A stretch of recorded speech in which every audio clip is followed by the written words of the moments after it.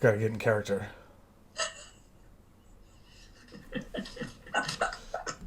Hello, students, and welcome back to History 134A. We have something special today, a podcast with two students who are at the top of their class when they graduated from UC Davis with history degrees last year.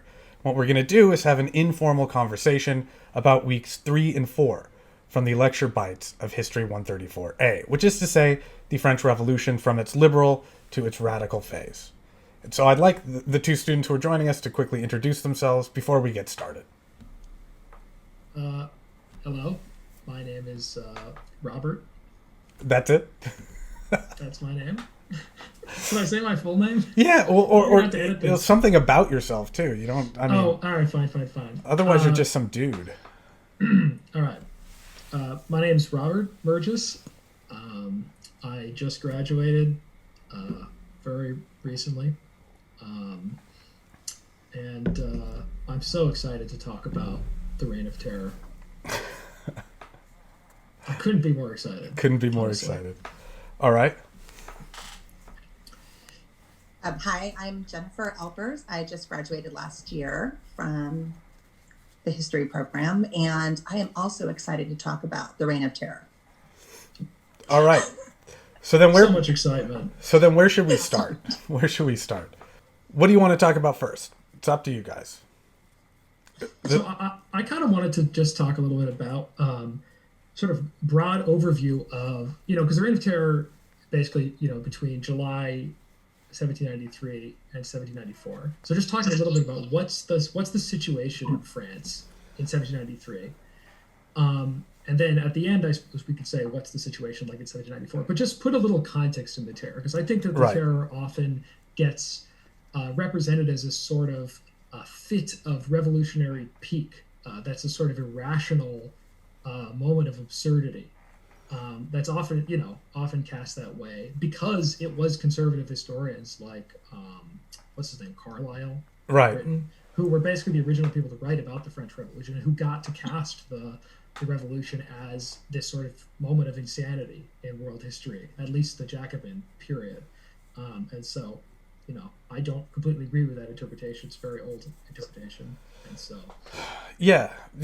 So France in the summer of 1793 appears to be in a shit ton of trouble.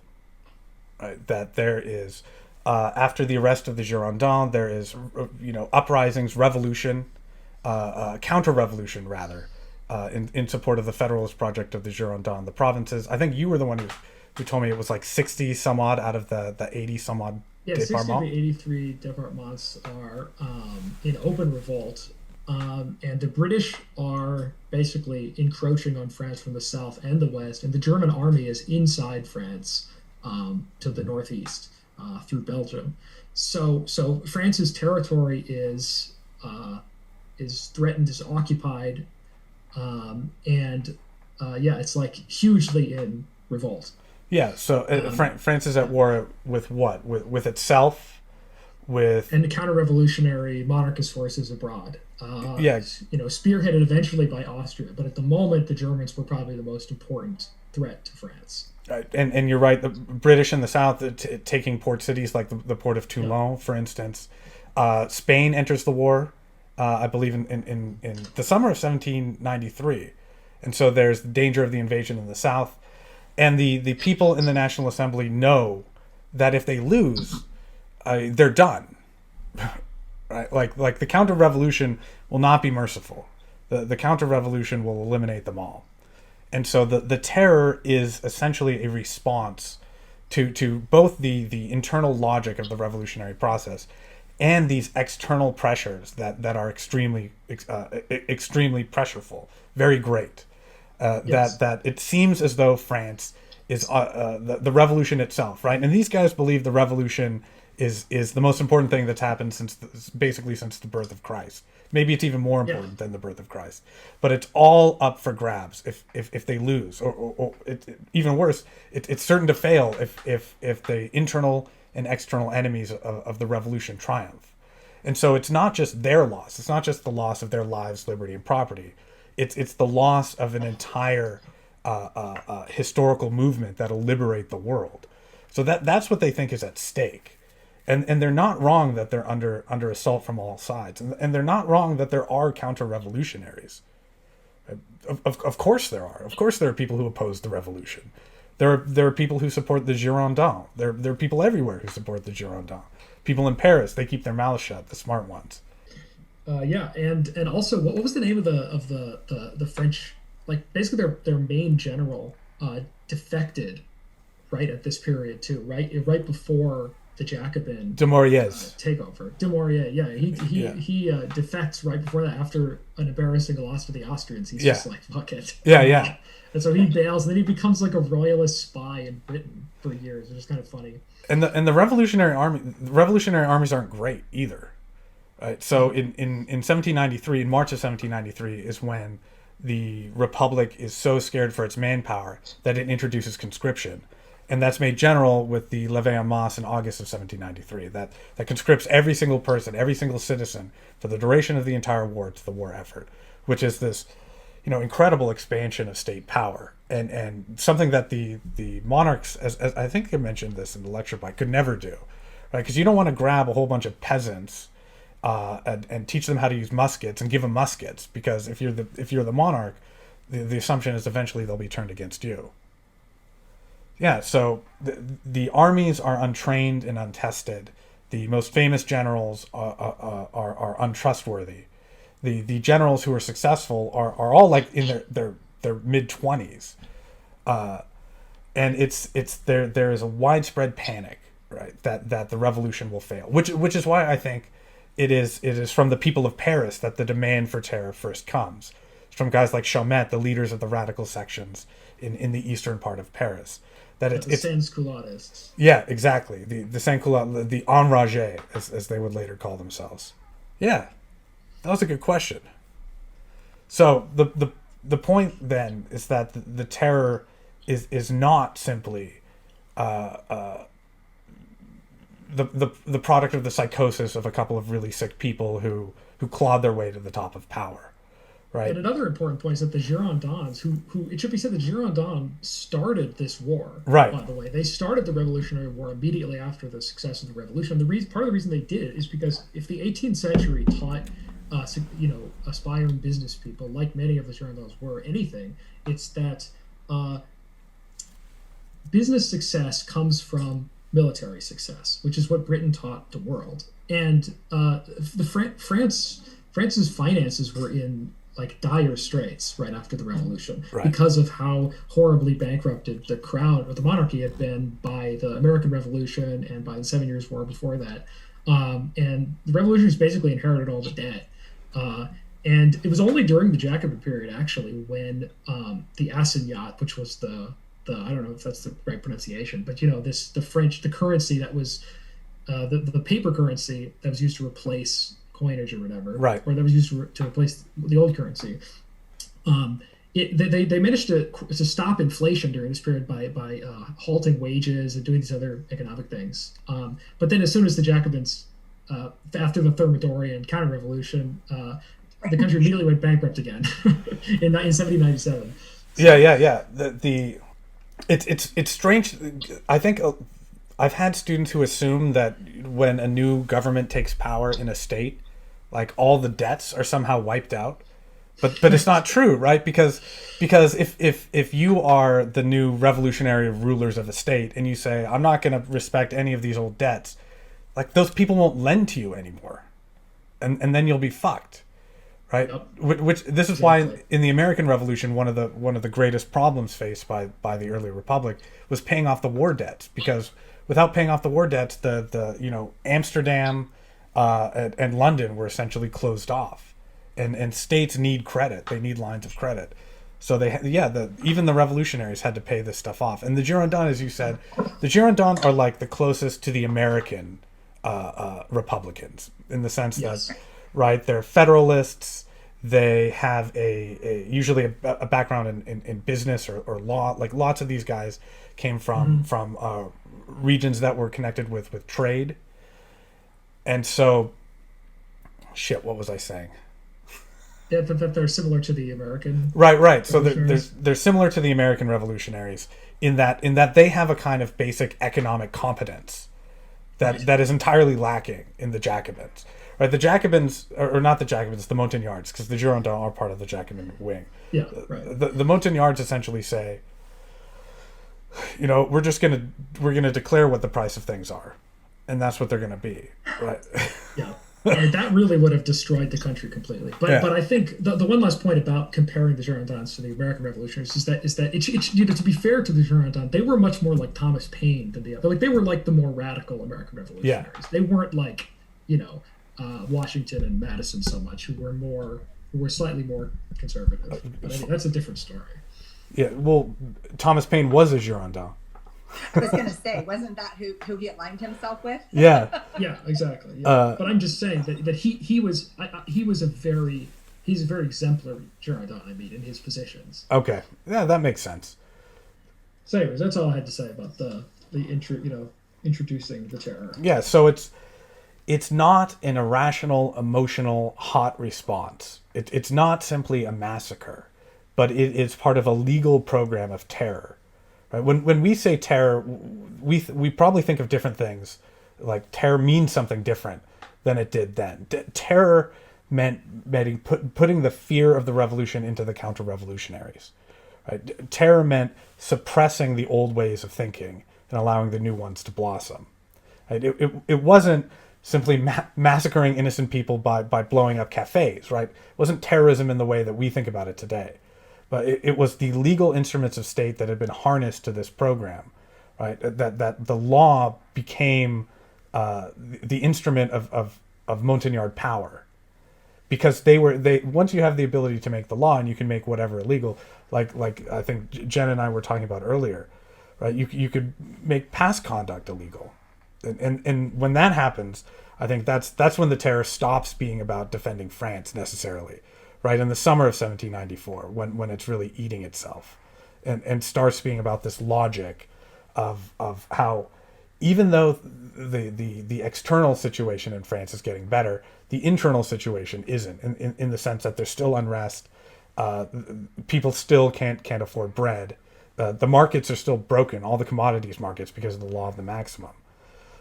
And eventually the regime of terror, it doesn't pay in the way that it's supposed to. And once the people of Paris and elites in Paris agree on this, then that's when 9 Thermidor happens. The sort of psychology of terror, those sorts, the religion. Right. Well, even the way you describe terror makes more sense. I couldn't figure out how Robespierre thought that terror would bring about virtue. I cannot understand what he's getting at there when he says they have to be terrorized before they can become virtuous. That's a great question. So one way to think about it is as the training of the population to inculcate the types of patterns of interaction, patterns of speech that will inculcate virtue. Because Robespierre wasn't stupid. He knew that if the Constitution of 1793 went into force and there was universal manhood suffrage, that would mean all the counter-revolutionaries could vote. Yeah. Right? And we'll see, we won't see because this class doesn't go that far, but in French history, over and over and over again, when there are free elections, it's the counter-revolutionaries, the people who don't believe in elections, who win. Like that's one of the problems with representative republicanism, is that people who don't believe in it are able to, through demagoguery, lies, and deceit, rise to the top. But Robespierre was money, basically. Or today, just lots of money.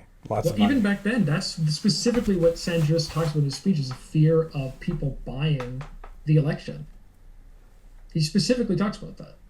Yeah, so before the Constitution of 1793 could come into force, like the counter-revolutionary threat had to be completely neutralized, right? Like in the sense of almost like before you go into surgery, you need to sterilize all of your instruments, right?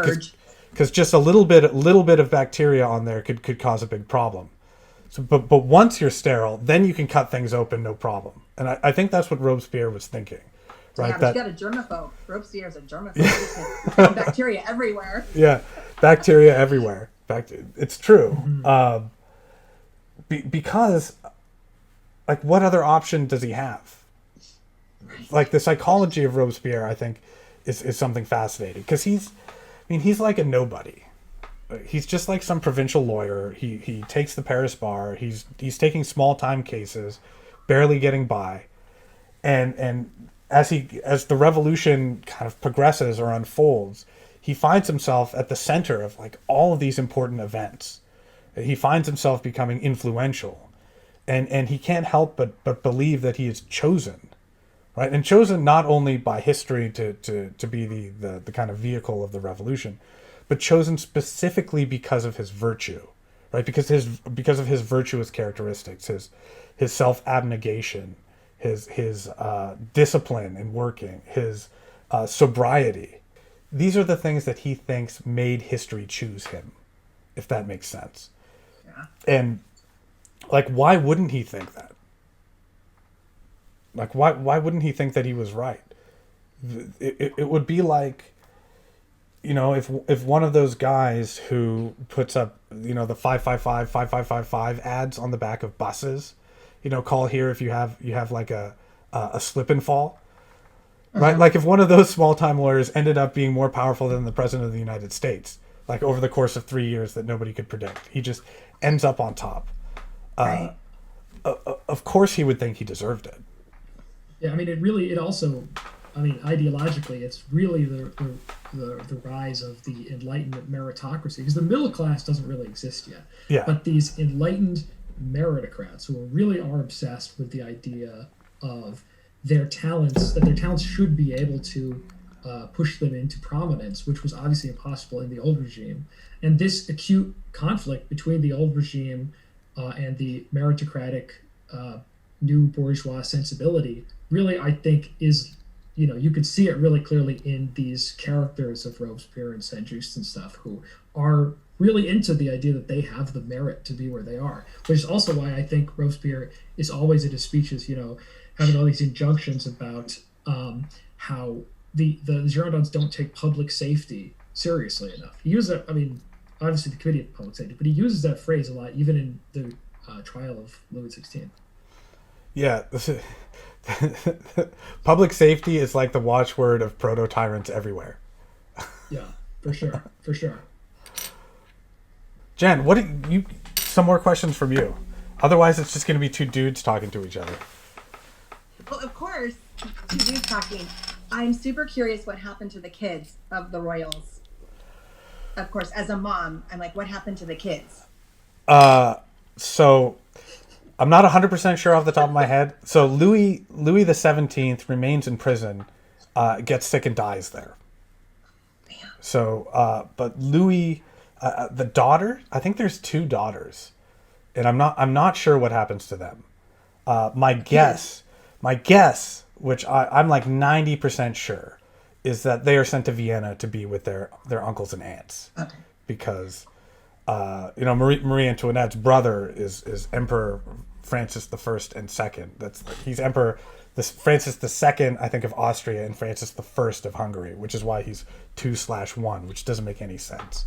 Right. But that's another thing I have to check, because if I'm wrong about that, then I'm going to go down for all eternity as being the idiot who didn't know who Francis I and II was, but is still teaching history classes somehow at a university.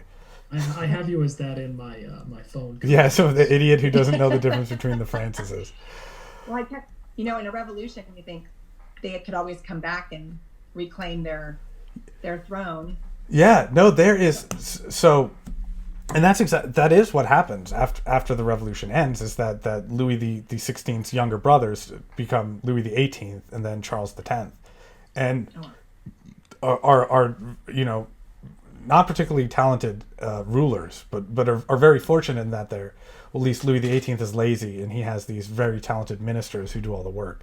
Charles the 10th is like a nutcase who just he hates the revolution. He wants to bring back the Society of Estates, and his dudes are called the ultras, as in ultra counter-revolutionaries. And and he ends up being deposed in a revolution in 1830. So there continue to be revolutions, right, that are always patterned after what happens in the French Revolution, 1830, 1848, 1871. Arguably, there's a revolution in 1940 and another one in 1968. And they all look back. It's like a fun thing to do if you're a French historian. It's like look at the histories and then be like, who was the Girondins? Like, who in this narrative? Because in the French case, the revolution looms so large that the people who are involved in revolutions afterwards can't help but think about themselves as continuing the footsteps of people like the people who knocked down the Bastille. Right. I was super... Oh, go ahead. Go ahead, Robert. You first. Sorry. Oh, I was super interested in the language, the change in the new calendar. Right. Language. That was fascinating, especially how you said it took where the past was unrecognizable, like you couldn't figure it out because it completely changed the language so much that you wouldn't know what July 4th meant. Yeah, you think that like adopting this new calendar is just an aspect of revolutionary excess, right? It's just revolutionary silliness, but it's actually far more important than that. Right? The more that I thought about it, this came to me when I was trying to like translate between the different dates, so that I wouldn't be talking about like 13 Vendémiaire to students and they'd have no idea what I was talking about. That's like October 5th, 13 Vendémiaire year what? 3, which is October 5th, 1975. No, it's year 4. See, it's hard. It's hard, especially when you're like 10 hours and however many minutes, and I couldn't even. Yeah, no. But I think that's part of this idea of like sterilizing and clearing out, right? Introducing like a fundamental break in the way that time is experienced is, I think, a way of making the past inaccessible. Because what is the past, right? The past is just kings and priests and popery and exploitation. Like, why would anybody need to even go back there unless they were somehow counter-revolutionary? A new era in history, new months, right? And it's part of that same process that I was mentioning, the idea of constructing the Republic of Virtue, right? It's two sides of the same coin. And it's, you know, whenever I think about this, immediately I think about 1984. I think about newspeak, right? That things are right. Double plus ungood.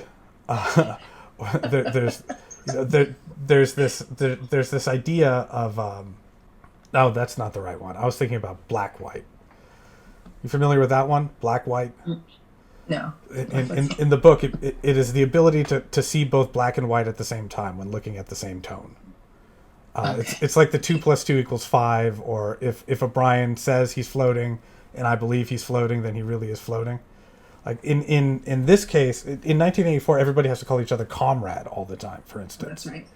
Right. So in France, you have citoyen, citoyenne, right? They're not so egalitarian as to get rid of the feminine gendered term, right? You still need to maintain that distinction in the Republic of Virtue, because men and women are somehow fundamentally different. Women easily fall under the spell of their priests and their confessors.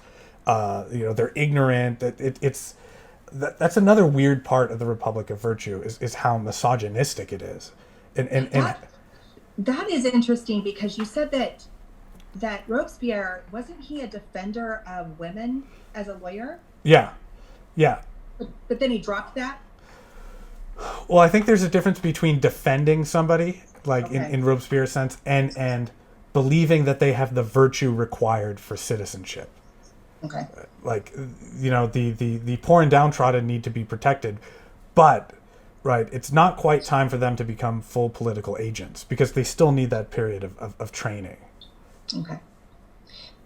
Yeah, because you said they were kind of thought of as counter-revolutionary. Yeah. Women were kind of natural counter-revolutionaries waiting in the wings. Just waiting to pop out. Yeah, there are very few prominent women, right? There are women in the streets, right? But not women in the halls of power, really at all. And that's different than the old regime. It's fundamentally different than the old regime. Women who were in the elite aristocratic circles in the old regime had power, especially like concubines, because when you were like a king, you had to marry somebody that sucked usually. So you'd like bring your girlfriend, and she would be officially your girlfriend, and everybody would know it, and she would be like your closest advisor. Like this is like Madame Pompadour for Louis Right, XV. right. But none of that happened, so far as I know, in the Republic of Virtue. And the fact that Danton is a ladies' man is really a strike against him. Yeah, the revolution, like the classic way of thinking about the revolution opening up opportunities is to look at Napoleon and the French Revolutionary armies, where there is this cadre of like world historically brilliant generals. Because the policy, I don't know if we got this far in the lecture bites that I assigned to you, but the policy is to execute generals who lose battles as counter-revolutionaries. Yes. Right? So like it's a system that rewards excellence. And that's also why originally the first, the generals like what's it, Dumouriez is like, yeah, that's why they defected. Yeah, it's not a system that rewards the old royalist officers so much. Yeah, but shit. There's a great movie about the Napoleonic Army, actually, which is a Ridley Scott movie. And I'm not a big Ridley Scott fan, but it's called The Duelists. It's a pretty good movie. Yeah? There's a good movie about Danton starring Gerard Depardieu, too. Oh, really? What's it called? It's called Danton. Oh, what a good name. Yeah. I'm interested in that character. I find him interesting. Yeah, the French Revolution has a whole group of like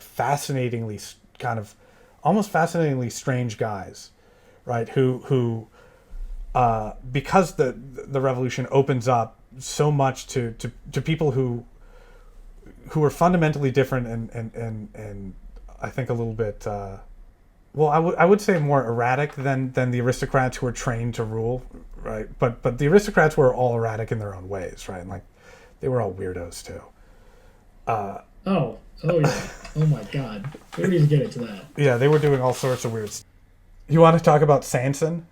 My favorite character from the French Revolution? Yes, the executioner. That's the best. Yeah.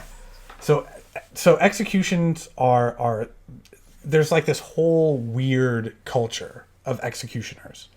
So every royal family in Europe has an executioner family, right? So the father begets the son. The son, from the time that he's a little tiny baby, watches his dad torture and execute people.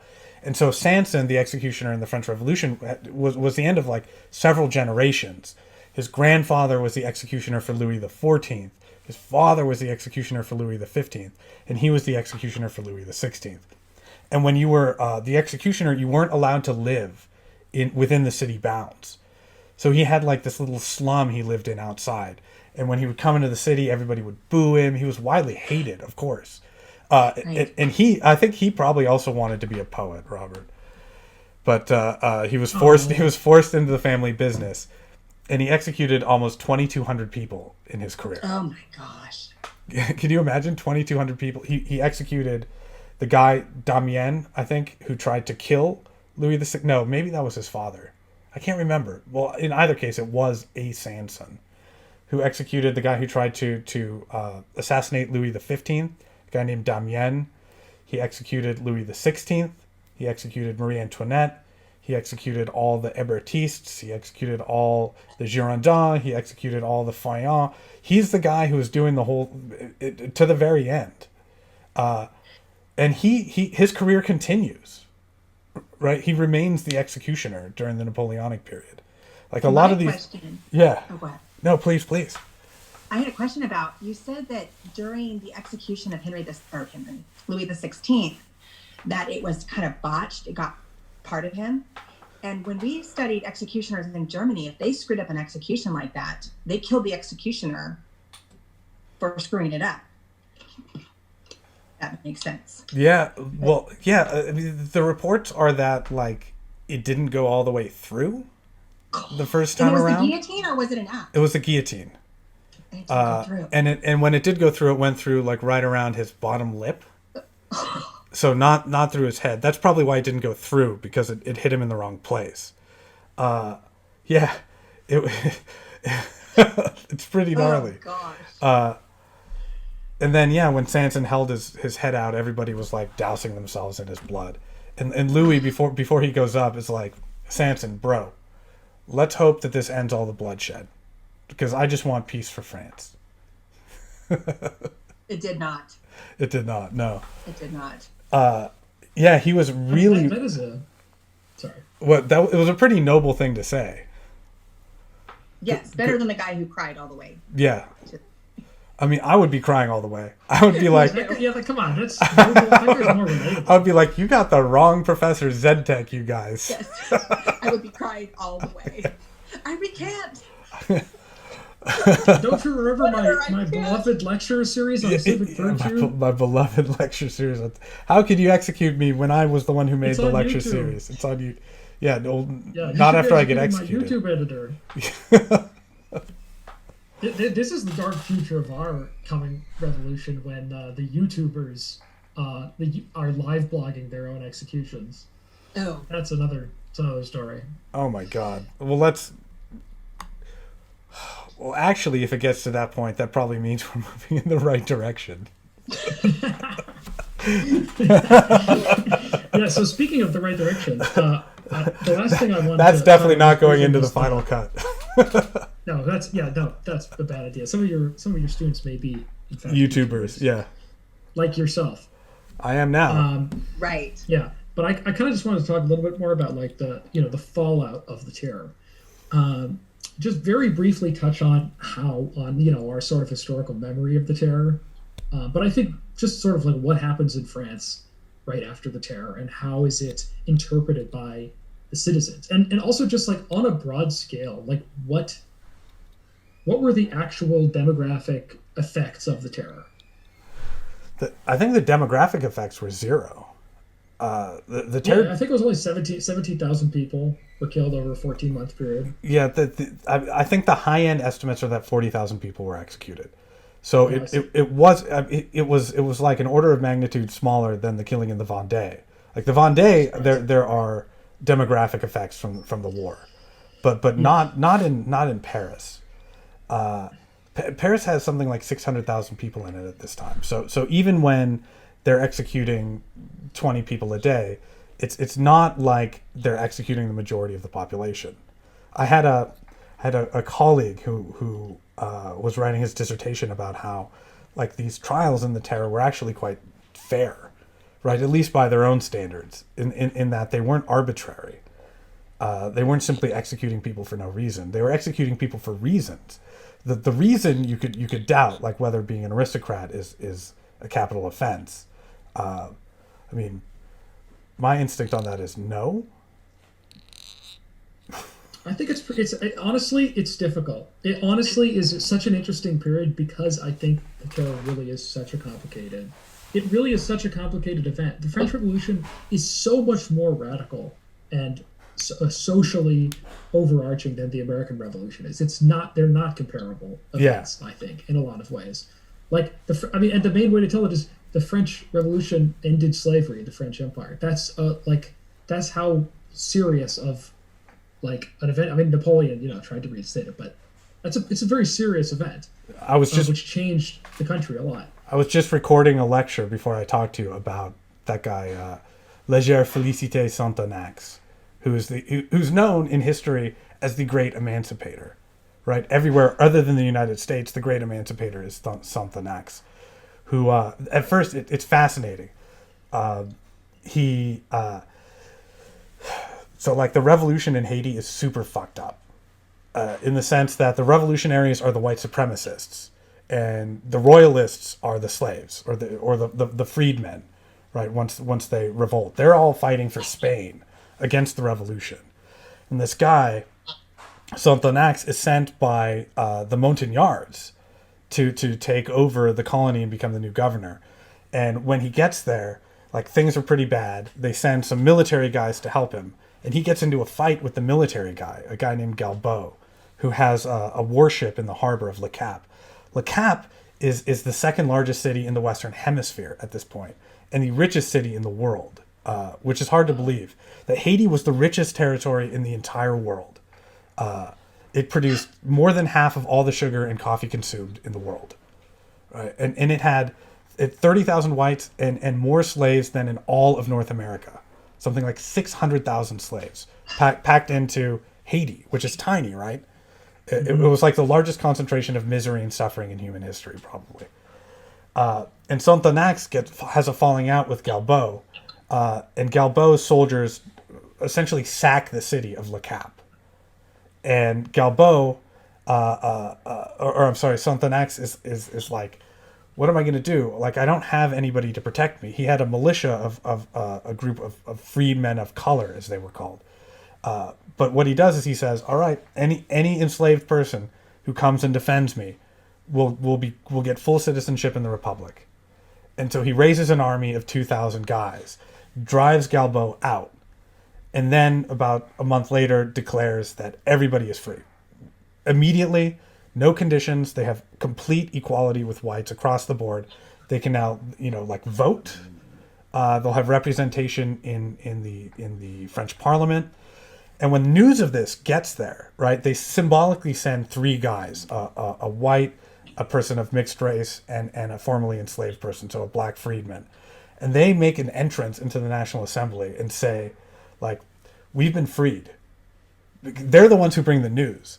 And this causes, this is in the middle, the height of the terror. It's like February of 1794. And it causes, complete euphoria for the Montagnards. And the Montagnards then ban slavery everywhere in the empire, immediately. And they say that this is the most important thing that the French Revolution has done. And so when the Montagnards fall out and Napoleon comes back, he reinstates slavery. So it's a weird thing. The Montagnards are in many ways the heroes of the story, right? Because the Montagnards are the people who are closest to us insofar as their political beliefs. They unquestionably are the heroes of the story. They're the Democrats, they're the Republicans, they're the liberals, but right, the system they set up to build the world they want is quite hideous. Mm-hmm. But I don't know if there's another route to democracy. Right? Maybe you could take the American route, and it'll take 200 years until 1965. When you have a true multiracial democracy where everybody could vote, and then only until 2020, right? It's only like 70 years of democracy. That's how long it lasts. And I think you could make a very good argument, and Eric Foner's made this argument, that the U.S. was, I mean, it's just a fact there were more elected officials of color in the United States in was it 1870 than there are now. Yeah. So I don't know if the U.S. has obviously its own problems of its settler colonial history and the fact that we didn't have a real revolution, but fingers crossed. But that's a little joke for you. I'm too invested in things now. I don't want a revolution, man. I like having a garden. You can keep your garden. You'll have to call it. I'll have to share it. To call it. I'll have to share it with everybody. I have a question. It's still Thermidor, so things should be growing well. That's true. It's still hot season or whatever. Yeah, the hot time. It's Fructidor. I have a question. Sure. Because I did not take this class and I have not finished the class. Do you consider the revolution to have been successful? Oh, that's a really good question. My take would be that the revolution doesn't succeed until about 1876, which is when republicanism becomes the kind of accepted form of government in France, and there are no longer attempts to bring back empire or bring back the king.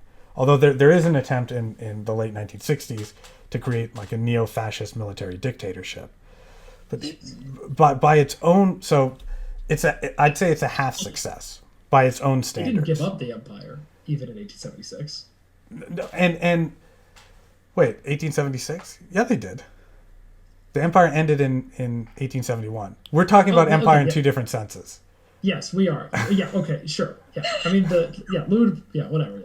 Yeah, not the overseas empire, but the Napoleon III's empire. Yeah, not the pre-Third Republic. So, shit, I had a good answer, but I forgot what I was answering. Why is this so hard? Was it successful? Oh, yeah, so I'd say it's half and half successful. Okay. Because on the one hand, Napoleon in particular institutes a series of reforms that embed certain elements of revolutionary thinking, particularly the kind of idea that their society is composed of autonomous individuals with inalienable rights. This is Napoleon's greatest legacy, is creating the system of law based on that idea. And the head writer of the Napoleonic Code didn't think that he was writing laws. He thought he was writing a blueprint for society, for a new kind of society. And those laws are essentially still on the books, right? And they make up the basis of civil law, not only in France, but throughout almost all of continental Europe. Except in the United States, Great Britain, where there's this long common law tradition, and the antipodes, I guess. French civil law is the basis of most forms of civil law in the world. After Napoleon is overthrown and Louis XVIII becomes the king during the Restoration, he has to adopt what's called the charte, or a charter, which is a kind of a mini constitution that gives him power similar to that his older brother would have had in 1791. So France never goes back to an absolute monarchy, although there are attempts, right? The constitutional monarchy exists all the way until 1848, when there's another revolution. So that, and in fact, the years between 1815 and 1824 are pretty good for France, right after Napoleon. They're not times of like great glory and bounty, but the French economy grows very quickly. France's debts are paid off, and the constitutional monarchy appears as though it will work. Right? It's portrayed as like the best, most rational form of government, especially the July monarchy. That the July monarchy was considered by Europeans to be a distinct advance over republicanism. At least the kind of guys who were invested in the success of the July monarchy said that. And incidentally, the July monarchy is put together in July of 1830. So it reigns until 1848, when there's another revolution. So in that respect, yes.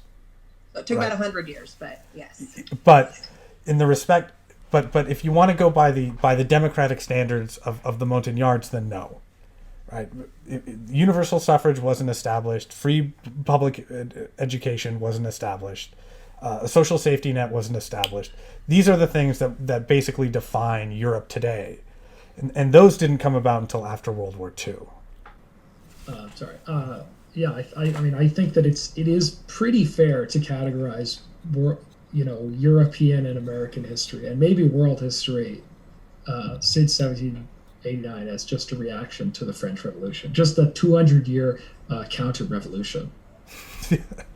Yeah, I mean, because the things that the Montagnards say when you read them are still like, those are the sort of things that are that we on say. The fake PR, like Democratic Party platforms and stuff like that you see, which is like people still use the same rhetoric to demonstrate their, their electability and their, it's the language still haunts us and permeates our culture because it's still clearly seen as what a democratic citizenry desires ultimately, even if there are complicating factors, which they don't call it that, but those complicating factors are, of course, kind of revolutionary factors. But that's fascinating that you brought it up that way. That like the Montagnard project is still attractive. It's still the electoral program of basically every left-wing or social democratic party in Europe, which is basic social protections, universal unemployment, food and shelter that's affordable. And you're right, we still haven't gotten those things. So in that respect, the French Revolution has been an entire bust. Right? Like those are still the things that people are asking for, the things that they were demanding in 1793. I think it's the reason why you have to have events like the Red Scare. Why Nazis were so obsessed with the destruction of Judeo-Bolshevism. I mean, the French Revolution, throughout the Russian Revolution is closer to us, so we remember it. But in so many ways, the Russian Revolution is it's a modern version, but it is in a lot of ways a conscious continuation of the Montagnard project. Yeah, the Bolsheviks people who wanted to be more European and more French, people who spoke. But, the ocean. Yeah, not just the waves. Like it's funny. I don't talk about this in the lecture, but Saint Just is behind these laws called the Ventose decrees during the Terror. And they essentially just reappropriate all the wealth of people who are above a certain level of wealthiness. Right? They just take all the castles, they take all the grain, they distribute everything to the poor. It's like everything that we see about our modern political culture is wrapped into these 4 years in France. It feels like, right? Like all the factions, all the types of authority, all the appeals that demagogues can make, they're all there in miniature kind of germ form during the revolution. Everything from communism all the way to ethno-nationalist fascism. You could find somebody espousing something along those lines. It's funny. No, sorry. No, go ahead, Robert. No. I was going to say it's funny because the French Revolution pops up in a lot of conspiracy theories. Oh, right. You know, all the time. Because of all the triangles and stuff that they have around. The Illuminati. The Illuminati. The New World Order. You know, it just keeps popping up that's what, whatever the evildoers are trying to do, it always pops up. Yeah. The French Revolution. It wasn't a conspiracy. They were very clear about what they were trying to do, and they weren't lying in their speeches. You don't, but thinking it's a conspiracy is attractive because then you don't have to face the truth about what happens. Right? That's always the benefit of conspiracies, because nobody wants to admit that they really don't have any control and that there's no order in history. Right. That and. Doesn't it seem like, well, I don't know, obviously Robespierre was kind of a conspiracy theorist. He was. Yeah, he was. Right? Because how else to explain why people were turning against the revolution? I was super interested in his breakdown. Like, you know, he went to bed. Yeah. For how long? You said like 3 weeks? In June 1794, he kind of disappears. Right. So the Committee of Public Safety meets every day, but not everybody's there. So there's 12 of them. Usually I think there's like 7 or 8 guys. And so they're like signing the death warrants and stuff. And Robespierre isn't there for really the height of the Terror. His signatures aren't on these documents. And so I guess the suspicion is that he has some kind of nervous breakdown. Right. And just disappears. But I don't know. He didn't leave a diary. So if only Robespierre could have left a diary or something. Oh, that'd be so good. And so we could. could. Then he pops back, right? He has a mental breakdown. He pops back in and he rambles and so he accuses all these people. Yeah, he gets told by like the one of his police chiefs that there is a royalist conspiracy on July 21st, 1794, and then he goes to the assembly on the 24th on 9 Thermidor, which is when he gives his speech about how basically he says, like, all you guys in this audience, you're all counter-revolutionaries, you know it, I know it. Right? That's when they turn on him. What did he think was going to happen? He thought he was going to be able to get rid of them. And all of them. Well, I mean, not all at once. I like to think that the Republic of Virtue would be complete when it was only Robespierre. Right. Then, it consolidated the power into just him. Just one person. Or no, when he was the only one in France anymore. Because then you could be sure that everybody was virtuous. Yes. Then he'd be safe. Maybe everybody could be safe. The democratic process. Maybe. I mean, another element of the end, you know, the end of the Terror is that in you know, by July 1794, France is no longer occupied. And it's now like the extreme military rationale for the Terror's existence, which is like, oh my God, we're an occupied power. Germany's here, Britain's here, which is why it had, you know, peasant support and just support of middle class people in general. They really did have a lot of support. That rationale's gone now because there's no occupying power. Right. So there's no real reason anymore for people to take Robespierre's ramblings anymore. And they're just like, well, you know, we can now just run things because the main reason we had him around, which was to secure the nation, that project is complete. I mean, 1784, there's the French army is having huge victories over the Austrians in Belgium. France is occupying Belgium. Like, France is very secure. Yeah, Belgium is part of France by the end of this campaign, right? And France's revolutionary armies, which I mean, are just crushing away, just crushing everybody, even before Napoleon, just obliterating. Yeah, it's just ridiculous battle statistics. And now, so they don't need the Montagnards anymore. No, that's fascinating because, in a certain way, you could say that Robespierre falls precisely because the terror succeeds.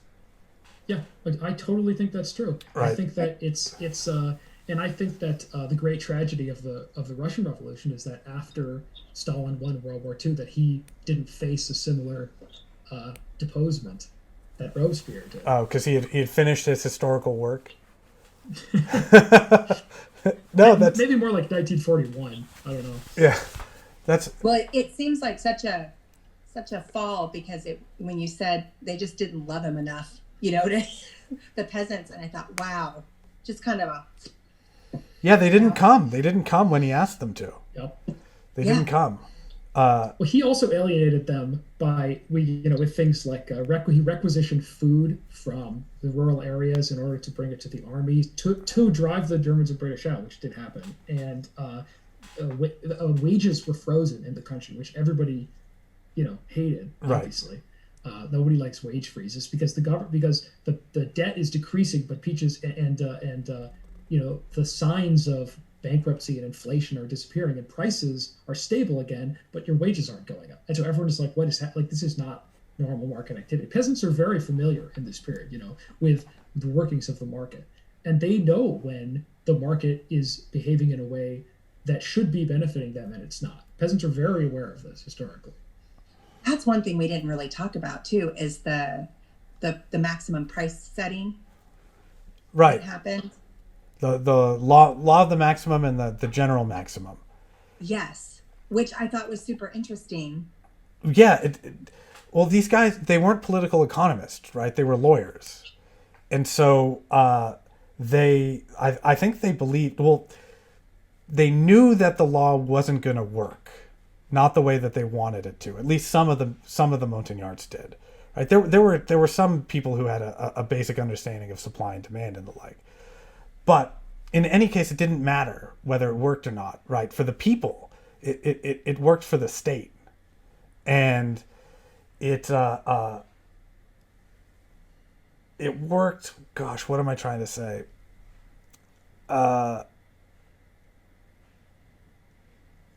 It had a built-in escape mechanism too, which I think I mentioned in the lecture bite that the reason why the market collapses, the Montagnards say, is because people are inside intentionally screwing up the law of the maximum. Right. The law of the maximum would work if everybody just followed the law, but they're counter-revolutionaries, right? British counter-revolutionaries who are engaged in a plot to starve the people of Paris. Right. So that revolution. That was the very last. Yeah, that revolutionary mentality has a wonderfully effective and really neat built-in self-protection mechanism. Easy to blame. The fake news, the enemies of the people. Yeah. Right? There's always, as long as you have somebody within to blame, you can keep coasting along. But you blame too many people or blame the wrong people. Once you're no longer useful, then you get put out not to pasture. You get your head cut off like Robespierre did. Right. Now that's fascinating. I think that's a particularly interesting example, though, that you give of the blaming the British counter-revolutionaries, because there's like a certain way of looking at it where they're kind of right, because it is true that British business people were more than happy to squeeze as much profit as they could out of the silly French attempts at price control and wage fixing and rationing that they were doing. Yeah, but of course. That's not because they're counter-revolutionaries. That's just because their acts are dictated by their market position, which is exactly why it's partially why all these pre-Marxist revolutionaries are so economically deficient. They don't understand the logic of capitalism as a system yet. So because they don't see themselves as like the Girondins didn't see themselves as the emerging capitalist class, which they were. because they didn't have a conception of capitalism as an economic system. Maybe put some intro music. Don't forget to support me on Patreon. Yeah. Patreon.com/Professor Adam. Employee. I was thinking about making a. So I plan to just upload all these lecture videos to the YouTube and make them public after the class. Yeah. But I need to have something, as an intro that's not like welcome to History 134A at UC Davis. And so I'm imagining I'm going to have like explosions, right? My head coming through saying things like, "This tank was a monster," and he didn't know it, but he was the counter-revolutionary, like that kind of stuff, with explosions happening and maybe puppies and cats, and then I'll cut right to last time we talked about this, which I need to figure out how to make that. I need to brainstorm with my brother and come up with really funny ideas. I will happily write some intro music for you and record it for you.